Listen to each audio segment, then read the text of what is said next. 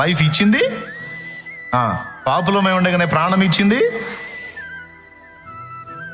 ప్రాణం కంటే ఎక్కువగా మనల్ని ప్రేమించింది, తల్లి మరచినా నేను నిన్ను మరవనని వాగ్దానం చేసింది, చూడుము నా అరచేతుల్లో నిన్ను చెక్కుకున్నానని చెప్పింది,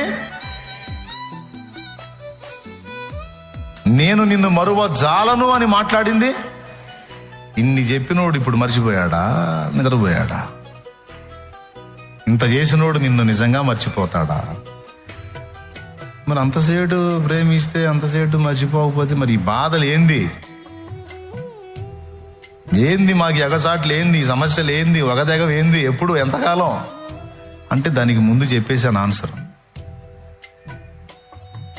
ఛాన్స్ ఇచ్చాడు త్యాగం చేయటానికి, సహించడానికి, ఓర్చుకోవటానికి, ప్రేమ చూపడానికి, తగ్గించుకోవటానికి ఛాన్స్ దొరికింది. వినియోగించుకుందాం, బాధలు స్వీకరిద్దాం, సమస్యలు స్వీకరిద్దాం. మనకే ఛాన్స్. రాయికి రప్పకలేదు, చెట్టు గుట్టకలేదు, ఉన్న వాటికి అర్థం కాదు, దూతలకు అసలు ఆ ఛాన్సే లేదు. ఒకటి దేవుడు, తర్వాత మనకు మాత్రమే ఈ బాధలు పడే ఛాన్స్, ఈ సువర్ణ అవకాశం మనకే దక్కింది. ఇప్పుడు చెప్పండి, తిరస్కరిద్దామా, స్వాగతిద్దామా? ఎందుకు?